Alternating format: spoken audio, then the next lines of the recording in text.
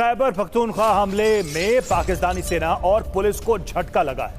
50 से ज्यादा पुलिस वालों की मौत की खबर सामने आ रही है। पुलिस ट्रेनिंग सेंटर में 7 हमलावरों के मारे जाने का दावा किया जा रहा है। यह आंकड़ा छोटा नहीं है। कौन क्या कहता है और क्या कहता रहेगा। ये जो हमारे शहीद हैं, ये जो हमारे बच्चे हैं, ये जो सप्तान ने, हमारी शहीद ने, कैप्टन ने जो जान दी, ये जो आपके तैयब राहत मेजर ने जान दी, कर्नल जुनेद ने जान दी, इन्होंने हक की राह में जान दी है। 24 घंटे के अंदर अफगानिस्तान पर पाकिस्तान की एयर स्ट्राइक का बदला ले लिया गया है। 3 बड़ी खबरें आज की। एक और बुरी खबर, आज फिर हमारे यंग मेजर सप्तान हैदर डेरा इस्माइल खान में शहीद हो गए। ख्वारिजों से लड़ते हुए उन्होंने शहादत ली। लेफ्टिनेंट कर्नल शहीद हुए, यंग मेजर शहीद हुए, नौजवान शहीद हुए। और अब गवर्नमेंट का रिएक्शन बड़ा क्लियर आ गया। आज नेशनल असेंबली में डिफेंस मिनिस्टर ने बड़ी क्लियर कहा कि जी बहुत हो गया, इनफ इज इनफ। फिर नाज़रीन, मैं बहुत अजीब, ये जोना लिया का शेर है कि मैं बहुत अजीब हूँ, इतना अजीब हूँ कि बस खुद को तबाह कर लिया और मलाल भी नहीं, यानी खुद को बर्बाद कर बैठा हूँ, खुद को उजाड़ बैठा हूँ, लेकिन मुझे कोई अफसोस नहीं है, कोई परेशानी नहीं। ये उसने मेरे ख्याल में पाकिस्तान के बारे में कहा था। बहुत अफसोसनाक सूरत हाल नाज़रीन पाकिस्तान के अंदर बन गई है। एक परेशान कुन हद तक सूरत हाल चली गई है। अफगानिस्तान के विदेश मंत्री अमीर खान मुत्ताकी ने भारत में बैठकर बस इतना ही कहा था कि पाकिस्तान को ऐसा नहीं करना चाहिए था। अफगानिस्तान के साथ खेल खेलना अच्छा नहीं है। इतना सुनते ही टीटीपी यानी तहरीक तालिबान पाकिस्तान के लड़ाकों ने पाकिस्तान के खैबर पख्तूनख्वा में एक पुलिस ट्रेनिंग सेंटर पर बड़ा हमला कर दिया। यह हमला खैबर पख्तूनख्वा के Dera Ismail Khan police training centre पर किया गया है।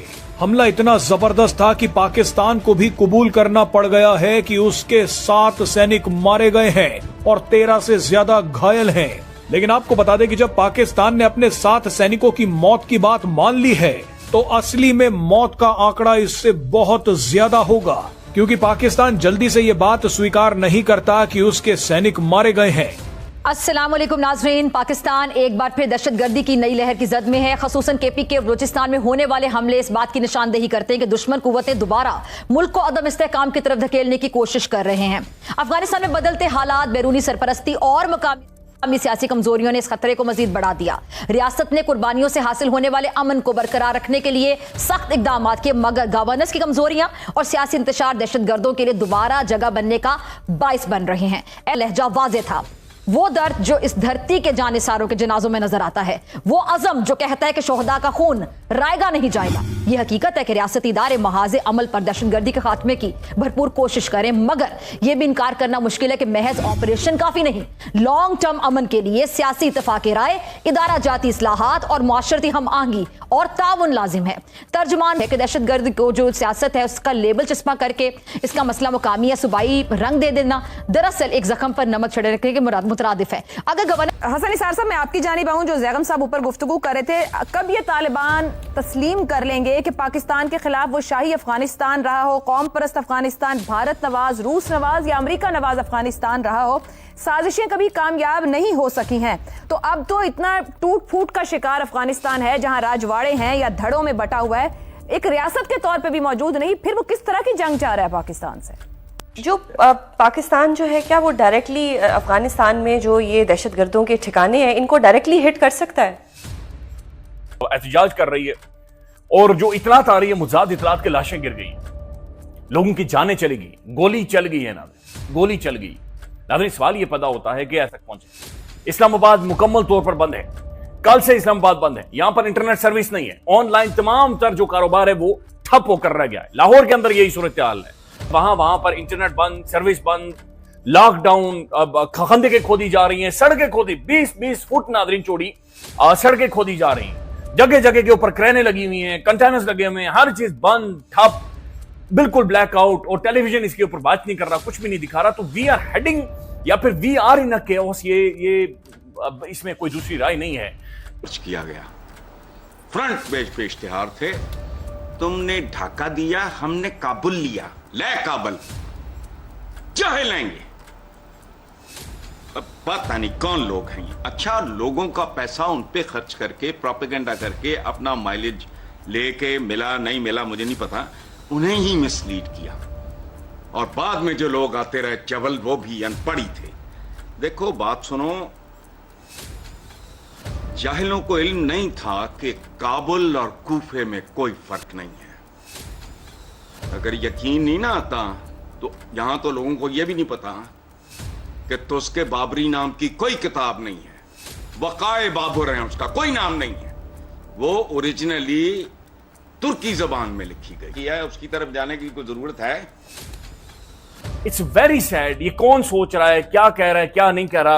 अब आप अंदाजा लगाएं नाज़रीन, साद रिजवी इस एहतजाज को लीड कर रहा है। जाहिर इनके बारे में बहुत सारे शुकूक व शुबात मौजूद हैं। इन्हें बी टीम भी कहा जाता है, अक्सर इन्हें चाबी वाले खरूने भी कहा जाता है। लेकिन इस वक्त लाशें गिर गई हैं। इनका एक एहतजाज था जो कि होना था, होना था, लेकिन वहां पर लाशें बहरहाल गिर गई हैं। इनका एहतजाज करने का हक भी है। इतना एक्सपेंड कर दिया गया है कि वहां पर अब खून है उस एहतजाज के अंदर। तो ये बड़ी खौफनाक सूरत है जो कि अनफोल्ड हो रही है। ये हम जा किस तरफ रहे हैं, ये क्या पॉलिसी है, ये कौन इसे खराब कर रहा है।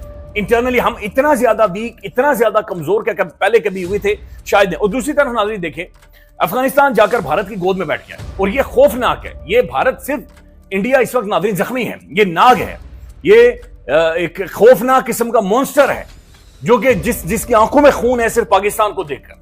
हमने उसे इस वक्त सर उठा रहा है और उसे जरूरत है कि उसे दूसरे बॉर्डर के ऊपर भी कोई मोर्चा मिले, उसे कोई जगह मिले, कोई स्पेस मिले। तो अफगानिस्तान जाकर उसकी गोद में जाकर नाज़रीन बैठ गया है। हमारी पॉलिसी क्या होनी चाहिए थी, हमारी जो इंटरनेशनल पॉलिसी, हमारी फॉरेन पॉलिसी क्या होनी चाहिए थी, हमारी इकोनॉमी को लेकर पॉलिसी क्या। हम पॉलिटिकल स्टेबिलिटी की तरफ जाते, हमारे फौजी जवान शहीद हो रहे हैं, सिक्योरिटी के मामला को देखते, हमारी जुडिशरी कोलैप्स कर गई है। सब कुछ को छोड़ छाड़ कर इंटरनेट बंद, सर्विस बंद, सारी चीजें कोलैप्स की हुई। और साद रिजवी आज ये सवाल पूछ रहा है कि गोली क्यों चलाई। मात्र 24 घंटे के अंदर पाकिस्तान की सैनिकों की तालिबान ने धज्जियां उड़ाकर रख दी है। और सुबह ही आप सबने देखा होगा कि तालिबान के विदेश मंत्री ने भारत की धरती से बैठकर उन्होंने पाकिस्तान को ये कहा था कि पाकिस्तान अगर अपना इतिहास भूल गया है और तालिबान का, तो उसे अमेरिका या नाटो से पूछ लेनी चाहिए।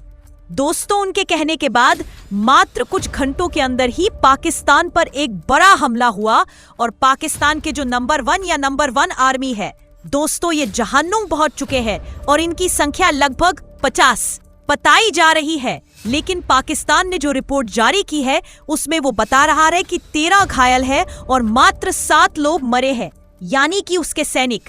दोस्तों, इतिहास गवाह है कि पाकिस्तान हमेशा झूठ बोलता है और इस बार भी झूठ बोल रहा है। ऑपरेशन सिंदूर की तरह इसके सैनिक लगभग 50 के करीब मारे गए हैं और ये झूठ बोल रहा है। दोस्तों, इन सब में पाकिस्तान ने सोचा नहीं होगा कि बदला इतनी जल्दी और इतनी खौफनाक होगी। इनकी सबसे बड़ी टेंशन तो इस समय इंडिया से है कि अफगानिस्तान जाकर इंडिया से मिल गया है। तो दोस्तों, पाकिस्तान के अंदर ये खौफ बरकरार रहना चाहिए।